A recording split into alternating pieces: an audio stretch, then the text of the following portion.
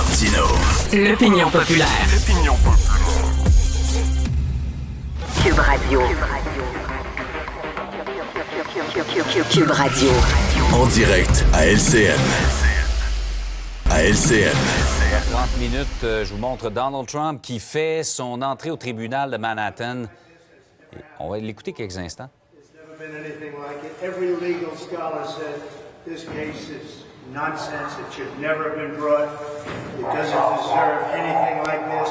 There is no case. C'est un And non-sens. people that don't necessarily follow or like Donald Trump said this is an outrage that this case was brought. This is political persecution. This is a persecution. Alors, vous comprenez, c'est un outrage que ce cas-là procède et les victimes de persécution. Vous connaissez un peu la teneur des propos de Donald Trump lorsqu'il parle de ce processus judiciaire. That's why I'm very proud to be here. This is an assault on our country. And it's a country that's failing. It's a Une country insulte à un that's run by pays qui échoue lamentablement selon celui qui a été le 55e président des États-Unis. Political opponent, that's all it is. So I'm very honored to be here. Thank you very much. Alors voilà, courte déclaration de Donald Trump. Et c'est là-dessus, justement, qu'on va aller rejoindre Richard Martineau. Richard, tu disais tout à l'heure que le cirque commence et ça s'apprête à commencer, ce cirque-là. Écoute, c'est le cirque total. Alors, qu'est-ce qu'on reproche à Donald Trump? Il aurait falsifié des documents comptables de son groupe financier pour donner 130 000 $ à Stormy Daniels, avec qui il a eu une histoire. Il voulait qu'elle ne dise rien, qu'elle garde le silence. Stormy Daniels, pour ceux qui ne connaissent pas, on connaît l'amour de la grande culture de Donald Trump, toujours un livre à la main, toujours en train d'écouter des opéras et tout. Stormy Daniels est une grande tragédienne. Hein? Il y a Meryl Streep et après ça, tout de suite après, il y a Stormy Daniels qui a joué dans des grands films. Peut-être son nom vous dit rien, mais les titres de ces films vont vous rappeler des beaux souvenirs. En 2005, Revenge of the Dildos, qui est un film, sa performance était vraiment très bien là-dedans. Il y a aussi en 2011, Happy Endings. En 2013, Beaver Buffett. Et en 2017, Hot Cherry Pies 11. Elle n'a pas joué dans les 10 premiers. C'est lui a valu une nomination aux Oscars.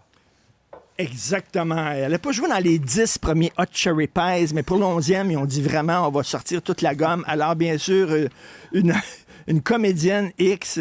Et là, il aurait falsifié des documents. Et écoute, là, pense à ça. Si jamais il est reconnu coupable, tu sais qu'il n'y a rien dans la Constitution américaine.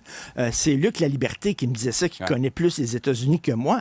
Il n'y aurait rien dans la Constitution américaine qui empêche quelqu'un qui a eu des accusations contre lui de se présenter à des élections. Il a été reconnu coupable d'agression aux civils, hein, coupable.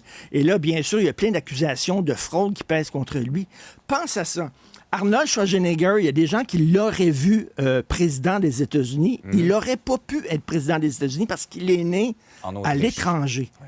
Donc, pense à ça. Tu peux toute ta vie respecter les lois, respecter les institutions démocratiques de ton pays, mais parce que tu es né à l'étranger, tu ne peux pas être président. Alors que si tu es né aux États-Unis, tu peux avoir plein d'accusations contre toi, tu peux avoir été reconnu coupable, tu peux te présenter et être élu comme président. Donc, finalement, on préfère un brigand qui est né aux États-Unis plutôt que quelqu'un d'honnête qui est né à l'extérieur. C'est assez particulier. Il faut dire que les pères fondateurs des États-Unis, ceux qui ont écrit la Constitution, n'avaient jamais pensé qu'un gars comme Donald Trump aurait pu être possible.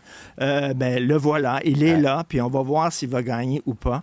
Donc, il pourrait très bien diriger les États-Unis d'une cellule de prison. C'est juste quand les autres dirigeants étrangers vont venir le rencontrer que ça va être un petit peu plus compliqué. Effectivement, ils vont lui apporter des oranges. Probablement.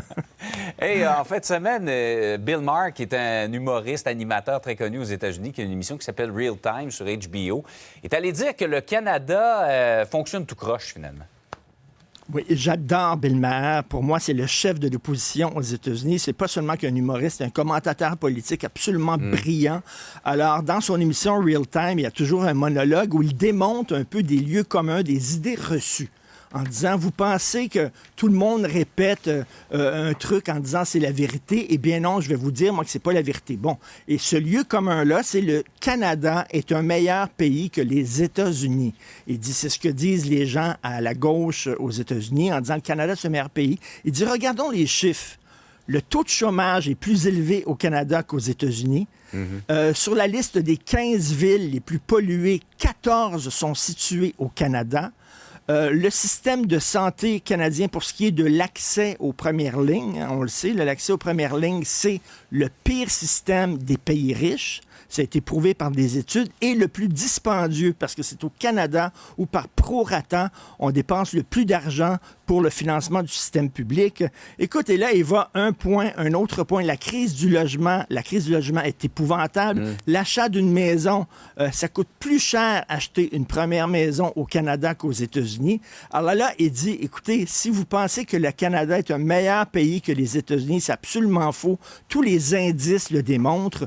Donc, il dit à la toute fin, le Canada devrait être une leçon pour les Américains. C'est ce qui arrive lorsqu'un pays tourne trop à gauche. Et là, c'est un démocrate. Hein? Bill Maher, c'est un démocrate, c'est un gars de gauche.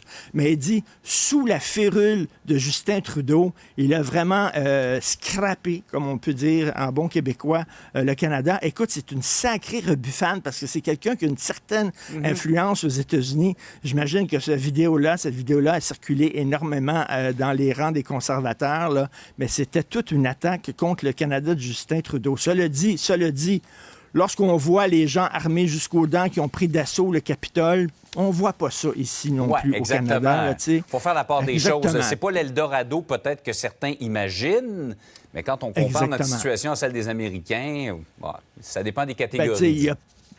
Il n'y a pas vraiment de Donald Trump. Là. Pierre Poilievre, là, c'est un marxiste-léniniste à côté de Donald Trump. On peut se le dire, là? Oui, t'es dans les extrêmes ce matin. C'est bon. Ça commence fort. Hey, Richard, passe une belle journée.